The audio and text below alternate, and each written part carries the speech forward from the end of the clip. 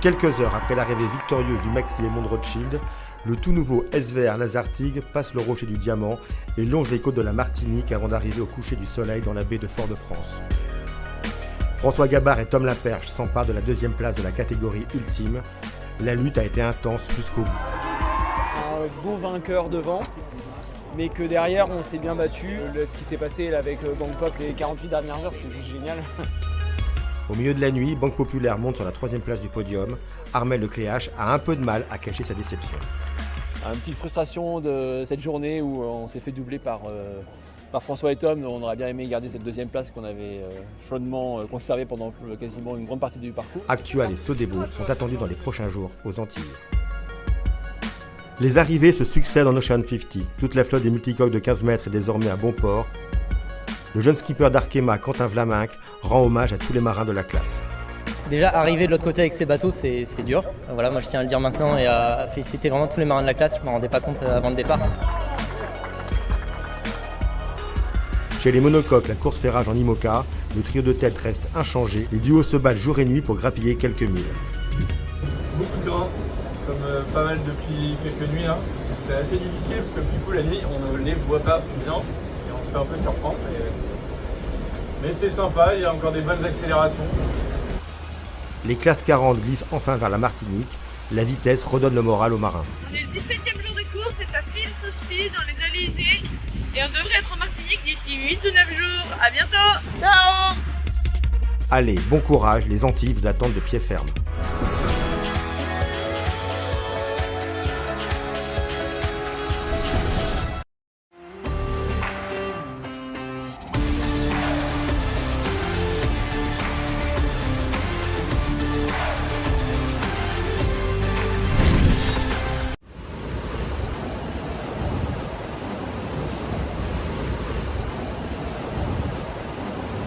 On est content d'être sur cette dernière tronçon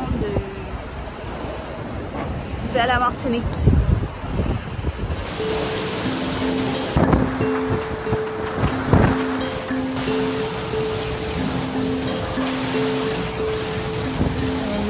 Je sais plus du tout quel matin. Et on marche à 18 vers le coup. Match racing à bord de Maître Coq et avec Christian. Et voilà il nostro amico Yannick sotto lo spi. Ça croise et ça se recroise au taquet sous spi. Là, on est en train de passer l'équateur. Moi, c'est la 18e fois. Rodolphe, c'est la première fois. Exactement. Toujours un moment sympa, même si on l'a passé presque une dizaine de fois chacun cet équateur. On adore ce moment. Alors, pour l'océan, un peu pour le bateau. Pour nous avoir ramenés jusque là.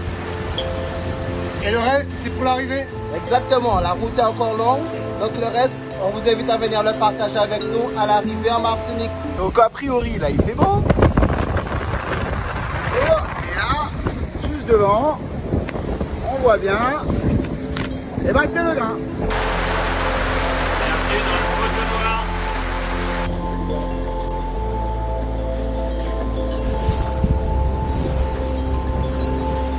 On devrait être sous Grande Génac ou sous Spi au portant, et en fait on se retrouve au près dans le poteau noir. Voilà. Ce poteau noir au retour est presque plus dur qu'à l'aller pour nous. Bon bah les amis, voilà où on en est, le Génac, on a réussi à le réparer. Ah, c'est... Ouais, écoute, fini les neiges.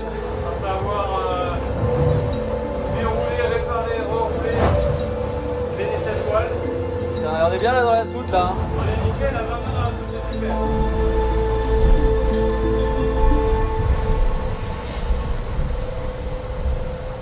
Petit déjeuner des champions ce matin, hein? Ça, on n'a pas été champion cette nuit, mais par contre il y a un petit déjeuner de champion. Oh, attends, quand même, on s'est appliqué, hein? On peut pas réussir à tous les coups, quoi. Non, mais on va y avoir quand même. Voilà, ça va arriver notre moment. Termine pas tout, hein? Non, non, non.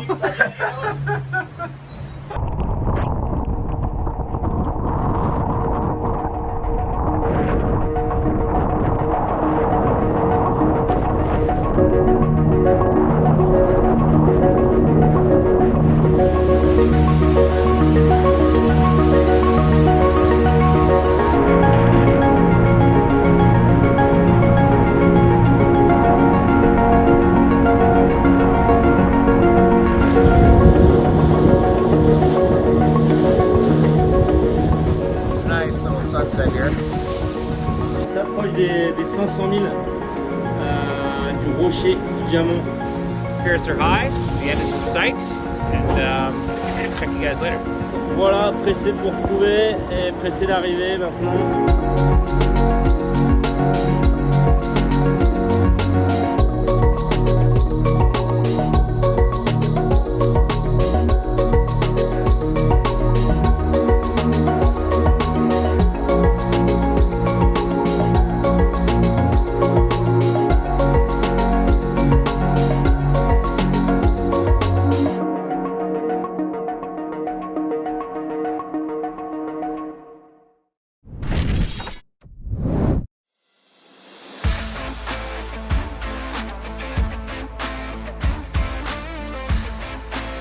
Day 3 of the 44 Cup Calero Marinas Lanzarote started with an unpromising light forecast in the absence of the Canary Islands' usual trade winds.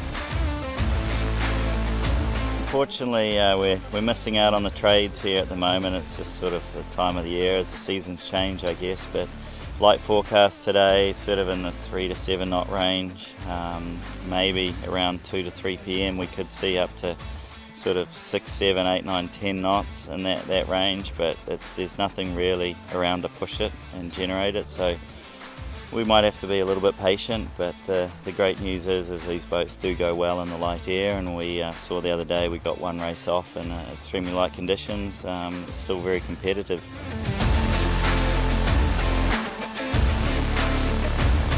After a postponement which kept crews and boats ashore for more than an hour, tentative steps were made to get underway and one race was started. Sadly, this had to be abandoned when the wind dropped after the first upwind mark. On the next attempt, the race was successfully completed. In this, Nico Poons' Charisma pulled into the lead on the first run. Poons' crew, including Olympic medalist Paul Goodison on tactics, successfully played the shifts while controlling the fleet and held their position all the way to the finish line. Team Aleph maintained their impressive consistency to finish second, with CREF third. Attempts at a second race didn't succeed, so the race committee is planning to start early to make up the schedule tomorrow. The plan for tomorrow is to start earlier because the forecast says that we're going to have good wind from 10 or even from 9, and then the wind will drop after 1 or something like that. We are planning to do 3 or 4 races even tomorrow. We have enough wind. Going into the final day, Team Aleph comfortably leads the fleet by 9 points, while in the battle for the 2021 44 Cup title, Team Aqua and CREF lie second and third respectively, separated by only 2 points. Don't miss the grand finale of the 2021 44 Cup season tomorrow.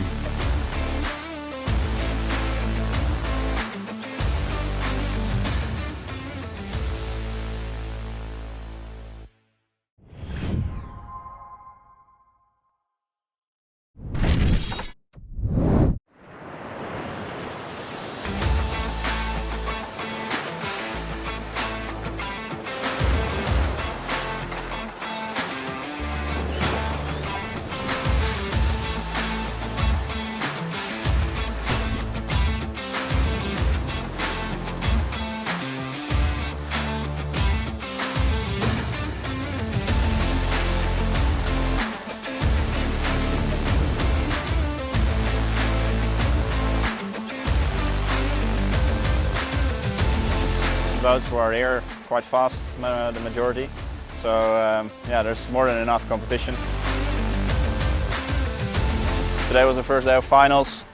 We're still leading. We'll stop racing out there, but we're looking forward to the next days and yeah, bring on the competition.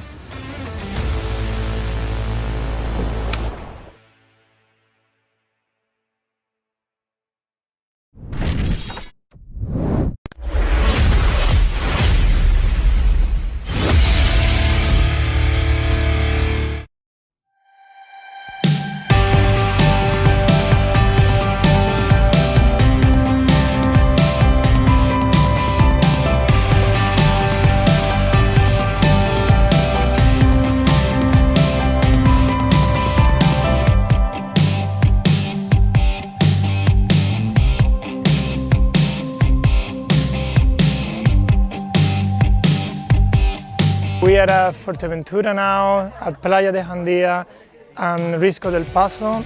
And we just finished the press conference. We have all the support for all the authorities. President from Cabildo de Fuerteventura was here, the Minister of Tourism board too, and also the Minister of Tourism from Pájara.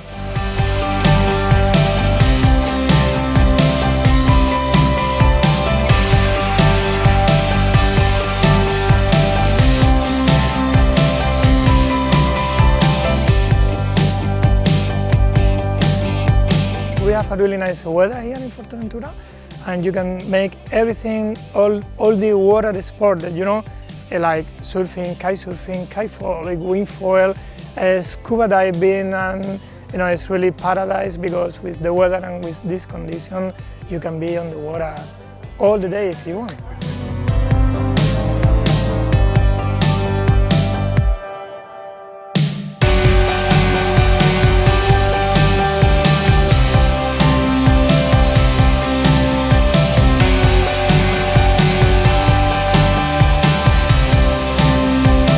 It's winter time and we have the sea. There is no wind today, but the rider, they are surfing in the other side of the island. So that's something really nice because for the people that they are living in Europe now, while our country is cold, and we have a really nice weather in winter.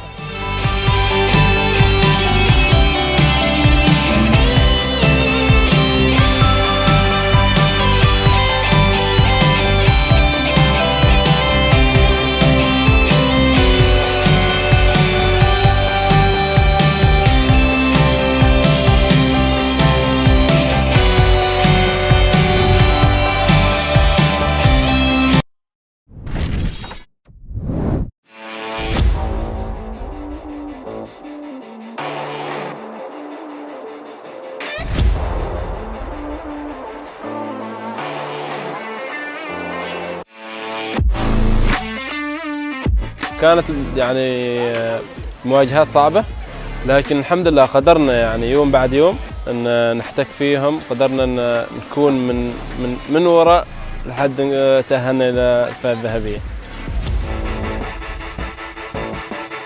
It's very nice and everybody is really kind and gentle with us. The hospitality is fantastic, so it's really nice to be here.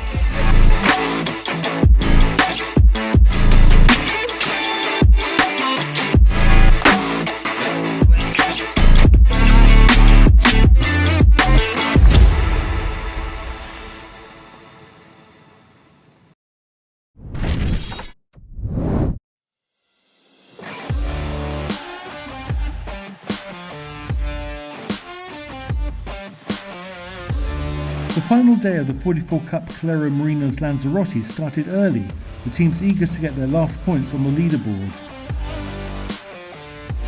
However, in this usually windy venue, there were unusually light winds for a fourth consecutive day, allowing only one race to be held.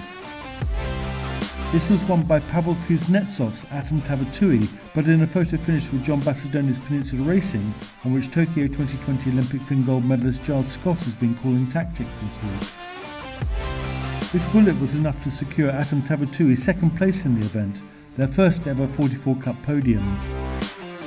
Aleph Racing, with highly experienced Italian owner-driver Alessandro Rombelli standing in for Hugo Lepic, dominated this event, winning by 14 points after just 7 races. Igor Lar with Team CREF completed the podium. We are all very happy. I'm very happy first for the owner. Hugo Lepic was stepping in to replace him for this event. Then for the crew, they deserve good results because they are a top quality crew. We've been lucky, we sailed well, a combination of things, and we managed to have a very positive result. In the overall standings for the season, Team Aqua went into Lanzarote 2 points ahead of CREF. Going into today, Chris Bake's team was still looking comfortable, ahead of CREF on the event leaderboard, until an uncharacteristic last in today's only race dropped them to 1 place behind, reducing their advantage to 1 point. Sadly, with the wind disappearing, the 44 Cup was deprived of what might have been a nail-biting winner-takes-all race, but did secure a season victory for Team Aqua for the first time since 2014. We've had a great season. The regattas have been great. We've been to some great places, including Cowes in the UK, and obviously a new location, Scarlino in Italy, and back here to Porto Calero. Team's been very consistent, been very committed. We were able to win the Worlds in Scarlino, and here we didn't do so well, but it was very close racing as usual, but we managed to hold on to the overall championship. So that having the Worlds and the championship together is great.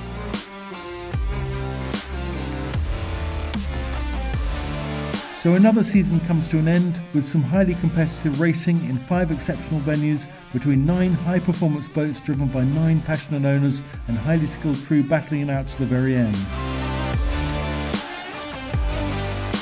The 2022 season promises more of the same, with at least 2 new teams joining.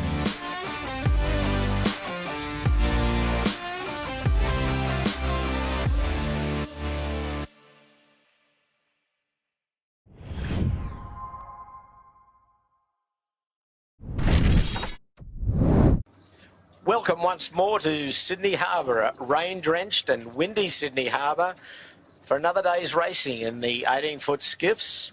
It's the first heat of the New South Wales State Championship. On behalf of Sail Media, I'm Peter Shipway, and along with Andrew Buckland and Jimmy Bury, we'll be hosting this for you this afternoon. The southerly moved through Sydney yesterday, strengthened overnight, and brought a lot of rain with it. And the good news is there'll be not many spectators out or cruise boats out watching this first heat of the state championships, but plenty of wind and plenty of rain for all the competitors. So as we say good afternoon to Andrew Buckland, give us an overview on the weather, Andrew. Well, Pete, you're right. Extensive trough, not very powerful, but very long trough line extending from Western Australia to the south of New Zealand. Incredible looking weather map for this time of the year. Little low pressure cell off the coast of the New South Wales coast, driving the flow that we've got here now. Northern New South Wales, though, still in nor'east flow a couple of hours before this race, so a bit unusual, slow moving-ish, and the breeze today probably going to average around 160, 170 on the race course.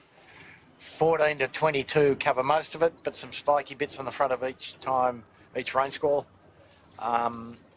Tide, ebb, so pretty quick run, and on the southerly course down to Obelisk, and a long slow slog back up to the back of Shark, a big test for the guys.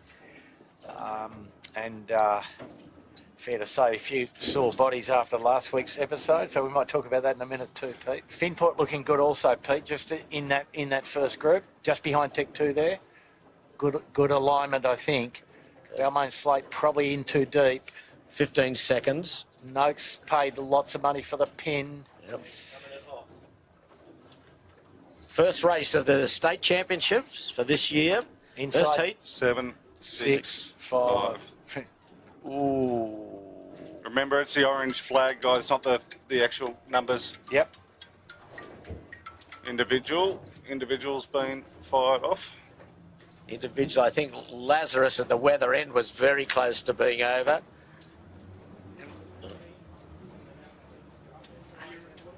They did look a bit optimistic, didn't they, Pete? They did, but the fleet was standing away now on starboard. And looks like Noakes might be leading down the pin there. Yeah, well, he wanted the pin. He was down there early and got it. Yep.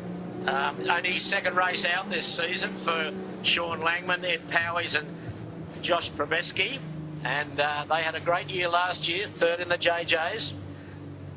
Shaw and Partners going back. Well, they were upwind at the start, Pete. They were still on the chute So coming down. Okay, so they missed the start. So they're in arrears by 1 minute about. Oh, they're all heading in towards Bradley's Head, the western side of Bradley's Head. You can just see the rain in the background in Double Bay, Rose Bay area. It is teeming out here on the race course. And then they got themselves back in the lead and kept on keeping on. Time to tack, boys. They'll be right. No problem. Pretty good tack too, Pete. What did you say, Bucko? What did I say? Oh, no. What's happened here? What happened there? I think that tiller extension came off. I don't know. Tiller extension's still attached. No, they just missed the timing there. No, Anyway. no, I think you let the tiller go. Yeah, it looked a bit very wobbly. Nerves. Oh, well. Nerves. We nearly sank him. First to finish nerves. Yeah, that's right.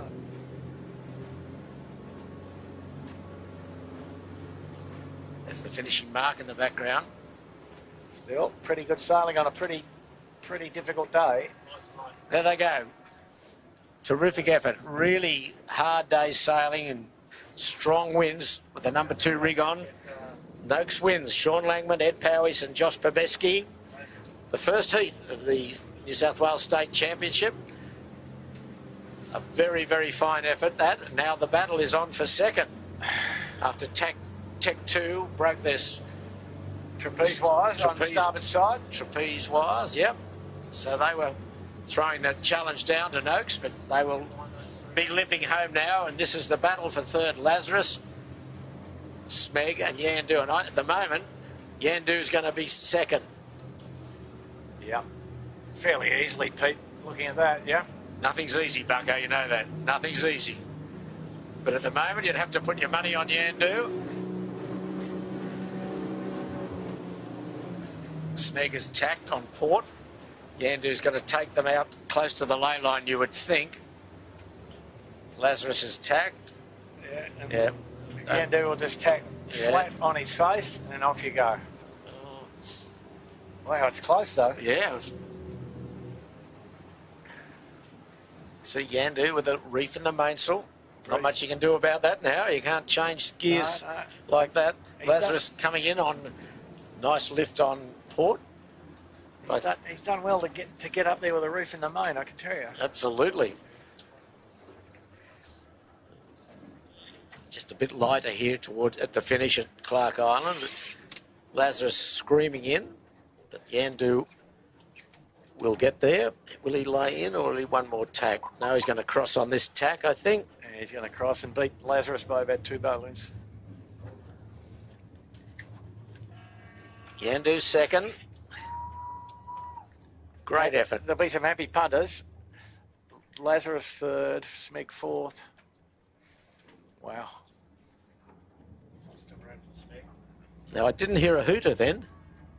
Was there a hooter for Lazarus, was there? No, I didn't hear one. No, maybe. That was Bucko's prediction at the start, if you remember, Pete. He said Yeah, they, well, he was they up looked to- a little early. Yeah. Well, we need I was pretty sure they were over, but Marcus is definitely having a look back, sort of, as if to say what's going on. yeah. Yeah, I don't think there was a hooter for Lazarus. No, there wasn't. So she may be disqualified for being over at the start. She finished third on the water, but that doesn't mean much if she was disqualified for being over at the start. Well, we do know that Noakes was the winner. Yandu was second. And we're thinking Smeg perhaps was third because of the misadventure to Lazarus.